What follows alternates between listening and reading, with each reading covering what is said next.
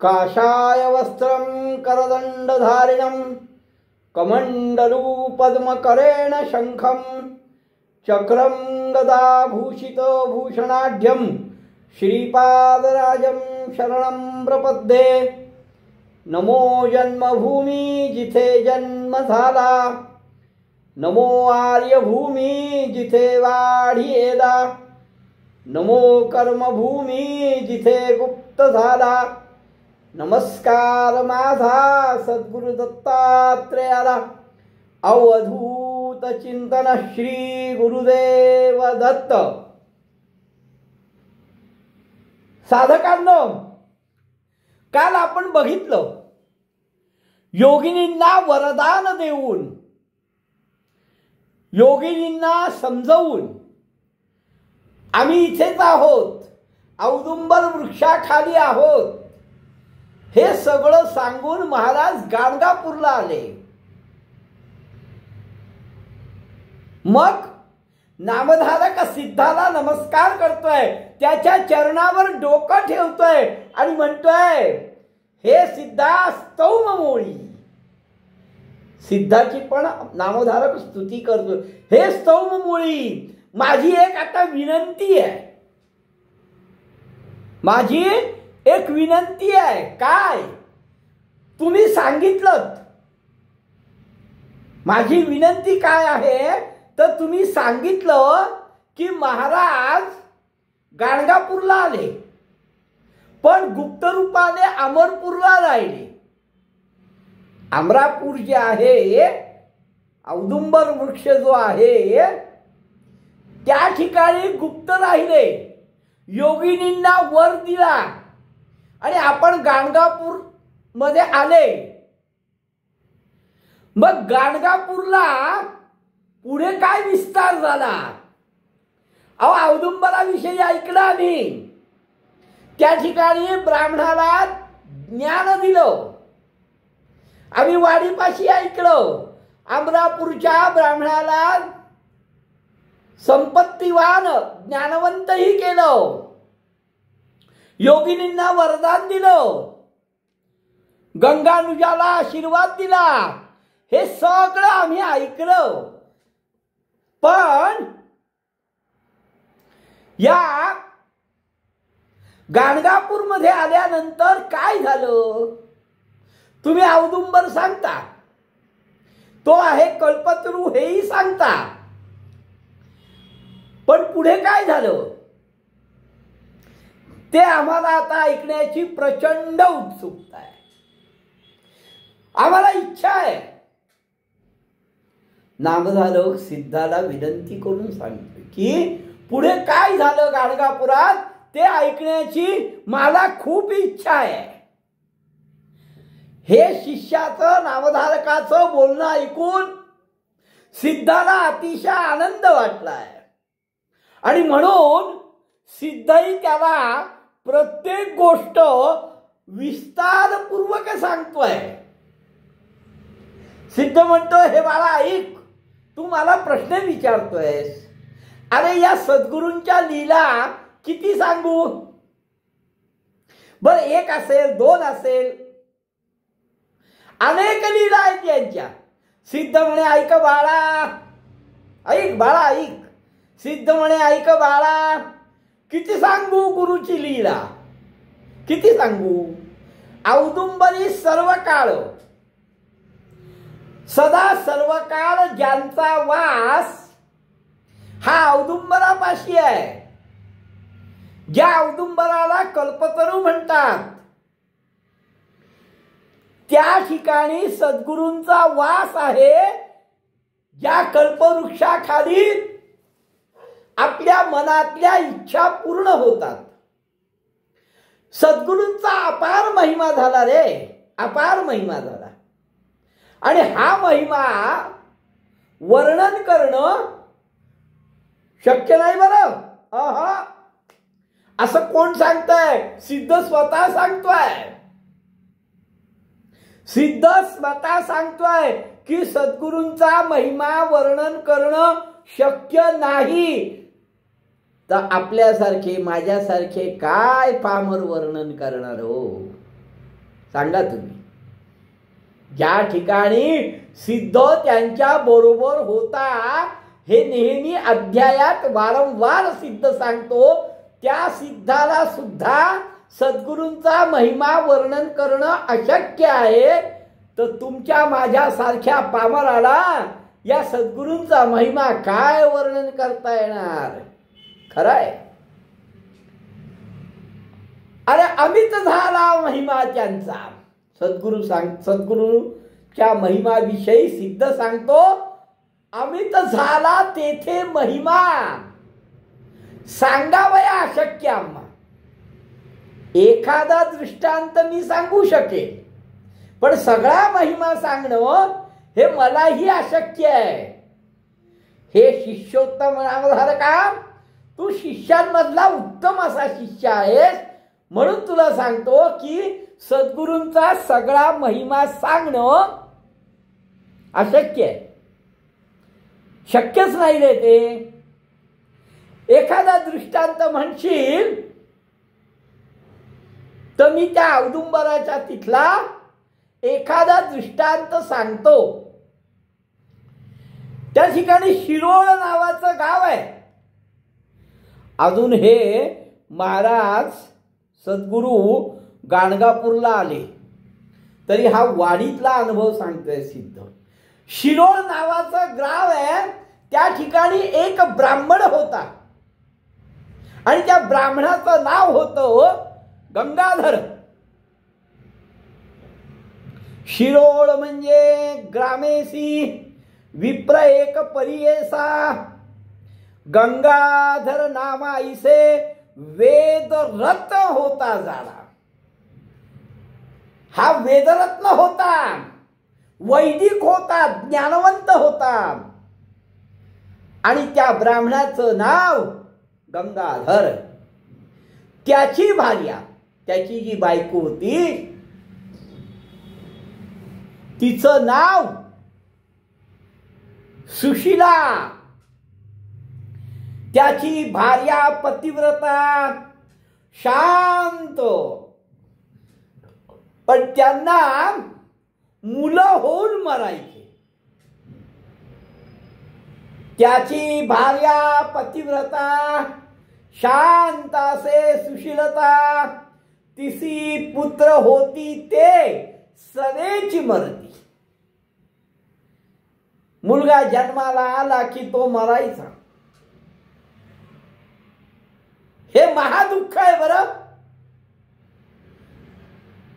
अपत्याचं मृत्यूचं दुःख हे महादुःख आहे. शास्त्रामध्ये असं सांगितलंय, सहज आठवलं म्हणून सांगतो. भार्या दुःखे पुनर्भार्या, पितृदुःखे दिनत्रय, मातृदुःखे क्षणमास, पुत्र दुःखे दिने दिने. म्हणजे पत्नीचं दुःख दुसरी पत्नी येईपर्यंत, वडिलांचं दुःख 3 दिवस, आईचं दुःख 6 मास, पण मुलाचं दुःख दिवसेंदिवस ते कधीच नाही संपत, नेहमी आठवत राहतं. तर हे अत्यंत कष्टदायक आहे, क्लेशदायक आहे की तिची मुलं व्हायची आणि मरायची. 5 मुलं तिला झाली होती, 5, पण 5च्या 5 मृत. तिने अनेक देवांची आराधना केली, अनेक नवस केले, अनेक उपाय केले, अनेक उपास केले. अतिशय दुःख करायची ती, फार त्रास व्हायचा. 5 मुलं झाली हो, एकही नाही वाचला.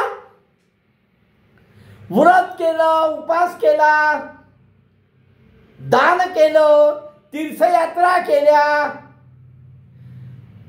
तिचं पूर्वकर्म असं काय होतं की तिची मुलं जिवंत राहत नव्हती.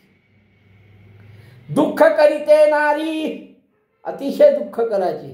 व्रत उपवास अपरांशी भरपूर व्रत उपास केले, पूर्वकर्म असे थोडी. स्थिर नोहे पुत्र तिचे. मागच्या जन्मीचं काहीतरी कर्म असेल, त्या कर्मामुळे तिची मुलं स्थिर नव्हती. ती कर्मविपाक विचार करते तिच्या दोषांचा, तिच्या चुकींचा, की पुत्रशोक होण्याचं कारण काय. कर्मविपाकामध्ये पुत्रशोक होण्याचं कारण काय असं ती ब्राह्मणांना विचारते आहे. की मी अनेक उपास केली, अनेक व्रत केली, पण मला सांगा कर्मविपाकामध्ये असे कुठले दोष आहेत की ज्याने पुत्र स्थिर राहत नाही. सांगती पुत्र तियेसी. मला या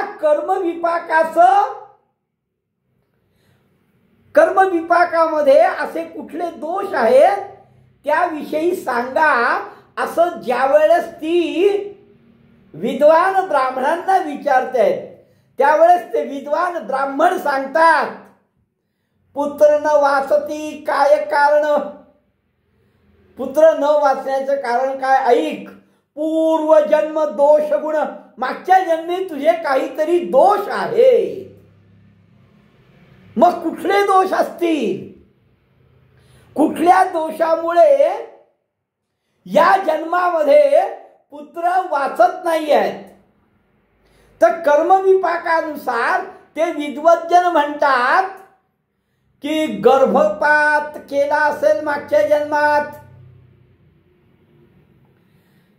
ते या जन्मामध्ये वांझ म्हणून ती स्त्री येते. ती स्त्री वांझ राहते किंवा तिला मुलं झाल्यावर ती मरतात, कारण मागच्या जन्मी त्यांनी गर्भपात केला असेल. अश्ववध म्हणजे घोड्याचा वध केला असेल, गायीचा वध केला असेल. अश्ववध गोवध जरी समजा घोड्याचा वध गायीचा वध केला असेल तरी वांझ म्हणून जन्माला येते. किंवा एखाद्याच्या द्रव्याचं अपहरण केलं असेल, त्याचं द्रव्य हिसकावून घेतलं असेल किंवा त्याचं द्रव्य घेतलं असेल त्याला परत दिलं नसेल, तो पण अपुत्र म्हणून जन्माला येतो. ही कर्मविपाकामधली कारण आहेत. बरं, त्या ब्राह्मण स्त्रीला जिचे मुलं होऊन मरायचे तिने अनेक उपाय केले, उपास केले, व्रत केली, पण ज्यावेळेस तिला काहीही फळ मिळेना तेव्हा तिने कर्मविपाकातल्या विद्वानांना कर्मविपाकाविषयी विचारले. त्यावेळेस ते सांगतात की गर्भपात केलेल्या स्त्रीला मागच्या जन्मी गर्भपात केला असेल, मागच्या जन्मी घोड्याला गाईला मारला असेल, एखाद्याचं द्रव्य घेतलं असेल. विप्र म्हणती ती बघ बाई, तुझे पूर्वजन्मी दोष हे आम्ही तर कारण सांगितली आहेत, पण तुला तुझ्या पूर्वजन्मीचा दोष आम्हाला दिसतोय, सांगू का. त्या विद्वानांनी कर्मविपाकामधलं वांझ होण्याची 2-4 कारणं सांगितली. मग ते विद्वान म्हणतात, हे बघ बाई, मागच्या जन्मी तुझा एक दोष आहे, तो आम्हाला आता दिसतोय, तर त्या दोषाविषयी आम्ही बोलू का. तिने होकार दिल्यानंतर ते सांगतात, मागच्या जन्मी शौनक गोत्राच्या ब्राह्मणाकडनं तू कर्ज घेतलं होतंस. तू एका ब्राह्मणाकडनं कर्ज घेतलं होतंस, त्याचं गोत्र शौनक होतं, आणि नंतर तो अनेक वेळा ते परत मागत होता, पण तू त्याला दिलं नाहीस. मग त्याला खूप त्रास झाला. शौनक गोत्री द्विजापाशी ऋण घेतले द्रव्यासी, मागता तुवान देसी, कष्टला बहुत तो ब्राह्मण. फार त्रास झाला त्याला. अनेक वेळा त्यांनी तुझ्याकडे परत पैसे मागितले, पण तू त्याला दिले नाहीस. त्याच्याकडनं कर्ज घेतलं होतं, ते त्याला परत द्यायला पाहिजे होतं. त्यांनी अनेक वेळा तुझ्याकडे मागितलं, पण तू ते त्याला दिलं नाहीस. अगं बाई, तो ब्राह्मण लोभी होता. त्या ब्राह्मणाला द्रव्याचा लोभ होता आणि सारखं तुझ्याकडे मागून मागून मागून त्या द्रव्याच्या लोभापायी त्यांनी प्राण दिला. म्हणजे त्यांनी आत्महत्या केली. ही बाई पैसेच देत नाही माझे. आणि त्यांनी आत्महत्या केली. आत्महत्या केल्यानंतर तो पिशाच्च झाला. आणि तेच पिशाच्च या कर्मविपाक सांगणाऱ्या विद्वान ब्राह्मणांनी तिला तिचं खरं कारण सांगून दिलं की मागच्या जन्मी शौनक गोत्री ब्राह्मणाकडनं तू द्रव्य घेतलं होतं. त्यांनी नंतर अनेक वेळा मागितलं, पण तू त्याचं द्रव्य त्याला परत दिलं नाहीस. आणि तो लोभी असल्या कारणाने त्या द्रव्यामुळे त्यांनी आपला प्राण दिला, म्हणजे आत्महत्या केली. आणि आत्महत्या केल्यानंतर तो ब्राह्मण द्रव्याकरता आत्महत्या केली असल्याने तो पिशाच्च झालाय. आणि पिशाच्च होऊन तो नेहमी तुझा गर्भपात करवतोय. तुला दिवस आहे असं त्याला कळलं, ती गरोदर राहिली असं त्याला कळलं की तो त्या गर्भामध्येच त्या अपत्याची हत्या करतोय. म्हणून तुझी 5 मुलं मेली बाई. म्हणून झाल्या मृत्यू करीतो द्विज. तो द्विज त्यांना मारतोय. तुझे कर्म असे सहज, असं हे तुझं कर्म आहे. आता तुला भोगावं लागणार आहे. भोग. मागच्या जन्मी ब्राह्मणाचे पैसे ठेवलेस, भोग आता आपला कर्माची फळं. असं ते विद्वान ब्राह्मण तिला सांगतायत. त्या ब्राह्मणांचं बोलणं ऐकल्यानंतर त्या स्त्रीला अतिशय दुःख झालंय आणि पश्चात्ताप झालाय. बर, नुसतं दुःख होणं नाही, तर दुःख होऊन पश्चात्ताप झालाय की खरंच मागच्या जन्मी माझ्याकडनं चूक झाली आहे. त्या ब्राह्मणाचं द्रव्य मी काही देऊ शकले नाही किंवा दिलं नाही. हा माझ्याकडनं अपराध झाला हे मान्य आहे. दुःख होत आहे, पश्चात्ताप होत आहे. मग ती म्हणते, बा झालं, ठीक आहे, मागच्या जन्मी माझ्याकडनं चूक झाली, मला क्षमा करा. पण आता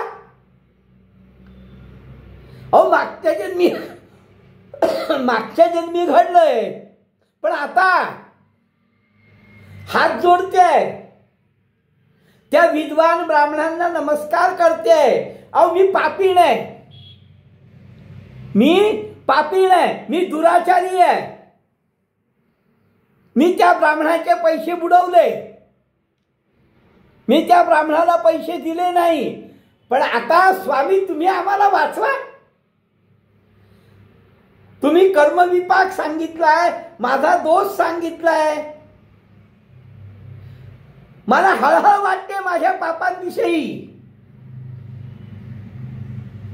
मी खरंच पापी नाही, चंडाळी नाही, पण मला पश्चात्ताप झालाय.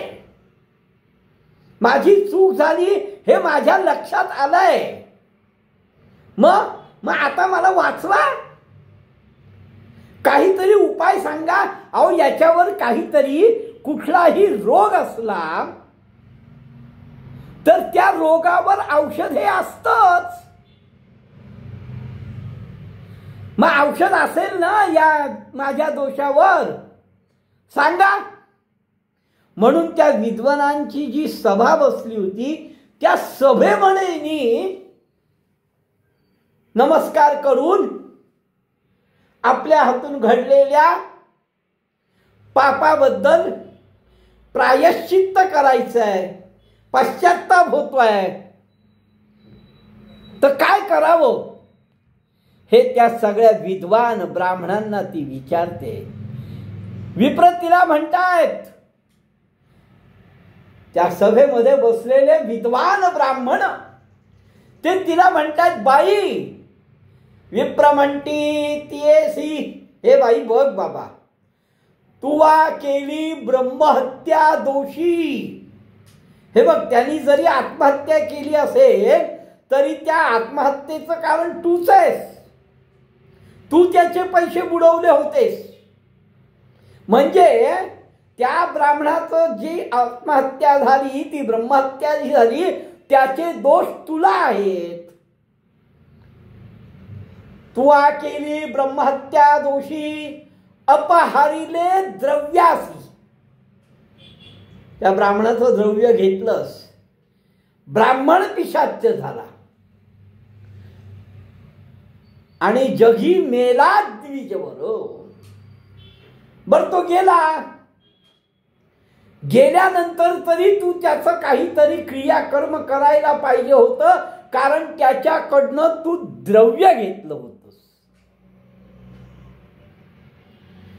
त्याचं द्रव्य तू हडपलं होतंस. जगी मेला द्विजवर, केली नाही क्रिया कर्म पर. त्याची क्रिया कर्म पण नाही केली. त्याचे द्रव्य तू सारे, त्याचं सगळं द्रव्याचा उपभोग तू घेतलायस. त्याचं क्रियाकर्म केलं नाही, पण त्याच्या द्रव्याचा उपभोग तू घेतलायस. तुला पहिले ब्रह्महत्या झाली आहे, त्याच्या द्रव्याचा उपभोग घेतलायस. तो पिशाच्य झाला, त्याला उद्धार गती मिळाली नाही.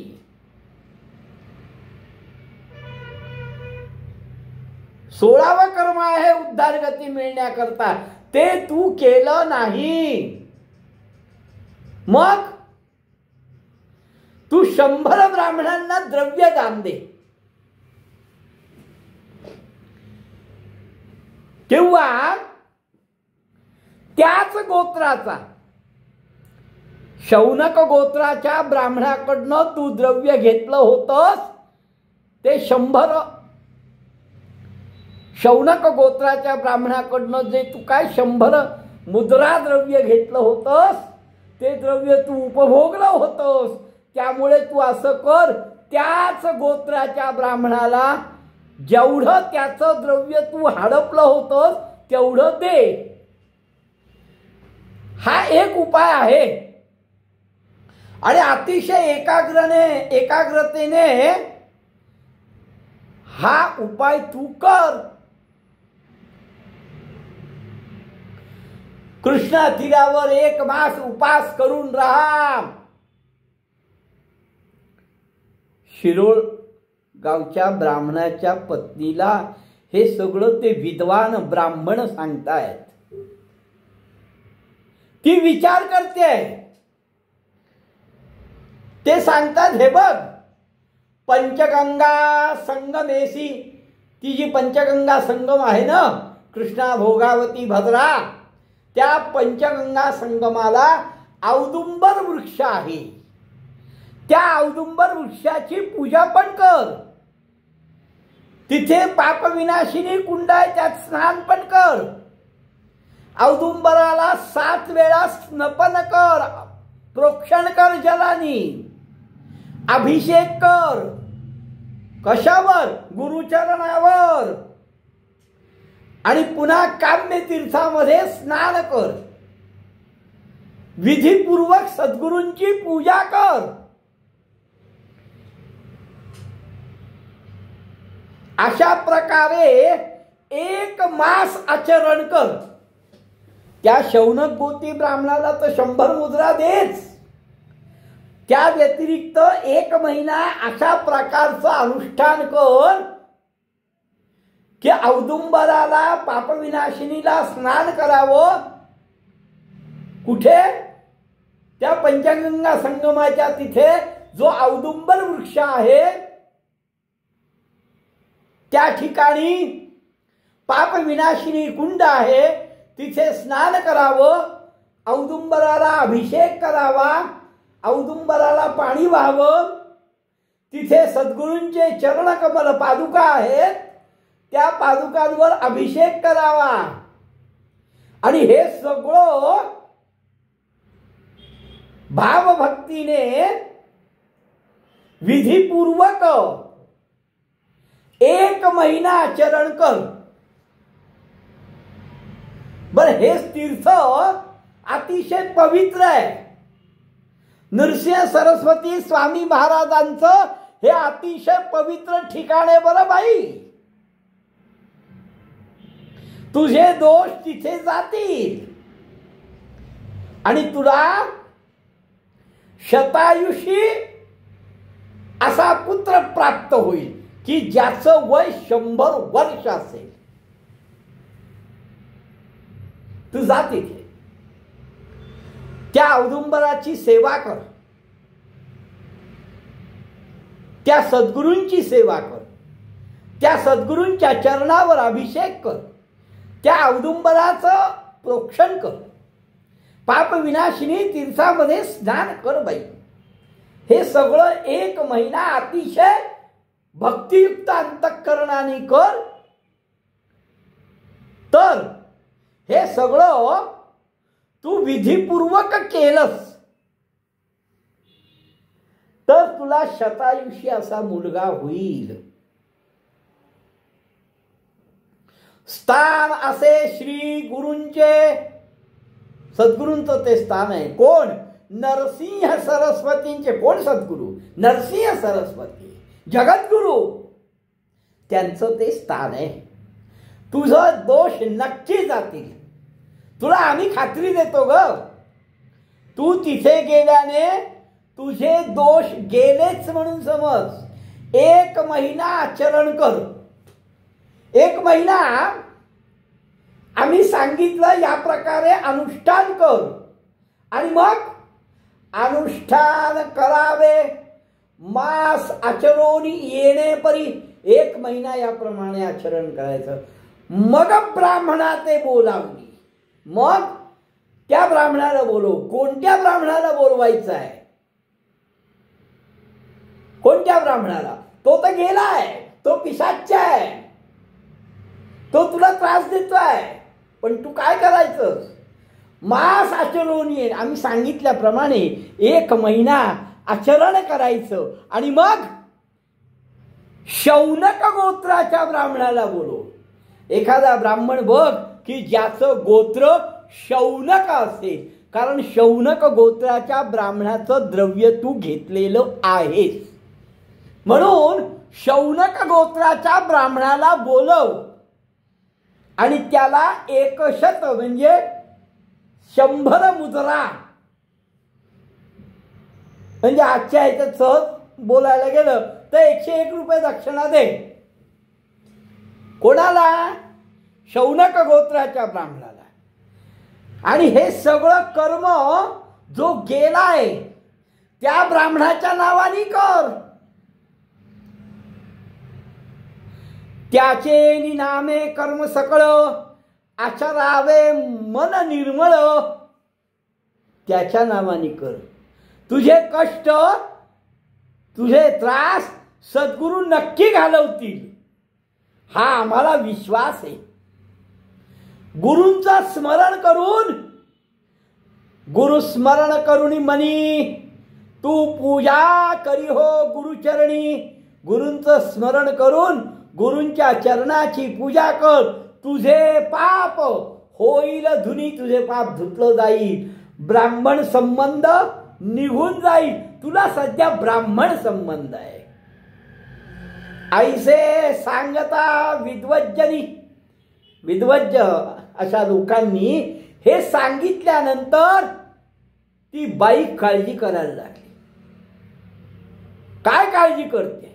अहो उपास ठीक आहे, अनुष्ठान ठीक आहे, पण मी गरीब आहे, माझ्याकडे 100 मुद्रा नाही, 101 रुपये द्यायला नाही, माझी परिस्थिती नाही आहे. आमच्या घरी 100 मुद्रा सापडणं शक्य नाही. अहो मी कधी बघितल्याच नाही आहेत. मग त्या कशा द्यायच्या? मी पाहिजे तेवढे उपास करीन, मी माझ्या शरीराला पाहिजे तेवढे कष्ट द्यायला तयार आहे.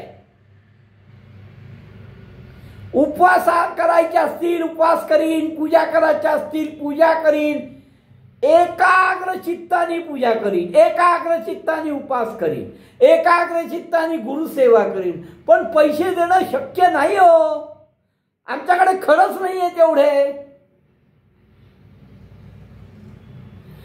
ती निर्धार करून त्या विद्वान ब्राह्मणांना सांगते हे शक्य नाही.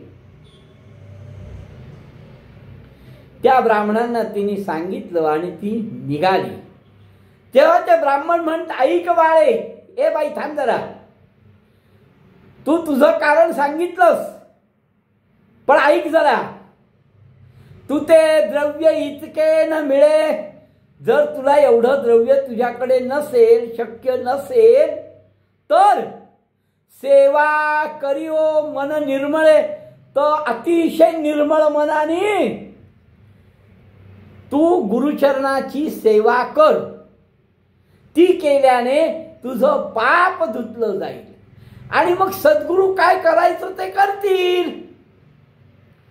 औदुंबराच्या तिथे जा, औदुंबर वृक्षापाशी जा आणि त्या ठिकाणी सद्गुरूंचा वास आहे बरं,